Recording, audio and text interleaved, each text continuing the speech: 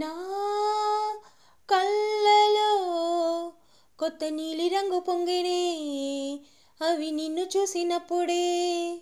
నా చెంపలో కొత్త ఎరుపు రంగు పుట్టినే, నువ్వు నన్ను చూసినప్పుడే. నువ్వెళ్ళే దారంతా పచ్చరంగేసినట్టుందే, నీ వెంటే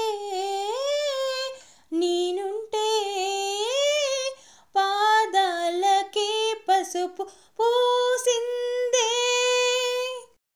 హాయ్, అందరికీ నమస్కారం. చూసారు కదా, ఈరోజు లంచ్లోకి బ్రౌన్ రైస్కి పాలకూర పప్పు కాంబినేషన్. మార్నింగ్ ఈ కీరా దోసకాయ జ్యూస్తో స్టార్ట్ చేసాం డేని. ఈ గ్లాసు కాసేపు పక్కకు వదిలేస్తే బాటంలో చూడండి హనీ వచ్చింది ఇలా. That is the indication of pure honey. లంచ్లోకి పాలకూర పప్పు చేశానన్నాను కదా, ఇందులోకి నేను ఏం యాడ్ చేశానో చూడండి. ఉడికిచ్చిన మామిడికాయలో పల్పు వాడుకున్నాను, ఈ తొక్క వేస్ట్ చేయకుండా.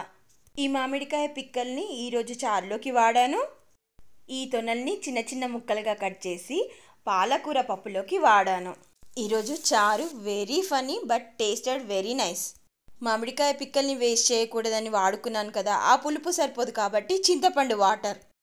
చారు మొత్తం చేశాక అప్పుడు కూడా పులుపు సరిపోలేదని మళ్ళీ కొంచెం నిమ్మకాయ జ్యూస్ వేశాను. అదన్నమాట సంగతి. సో మామిడికాయ పులుపు, చింతపండు పులుపు, నిమ్మకాయ పులుపు 3 కలిసిన చారు అన్నమాట ఈరోజు. పాలకూర పప్పు కూడా కందిపప్పులో వేసినా సరే కుక్కర్లో పెట్టలేదు, ఈరోజు బయటనే వండాను. పప్పుని ఒక 2-3 గంటలు నానబెట్టడం వల్ల బయట వండినా కూడా మంచిగా కుదిరింది. రంగులే రంగులే నువ్వు పక్కనుంటే రంగులే, రంగులే రంగులే కన్ను చూడనన్ని కొత్త రంగులే. అందరికీ అడ్వాన్స్డ్గా హోలీ పౌర్ణమి శుభాకాంక్షలు.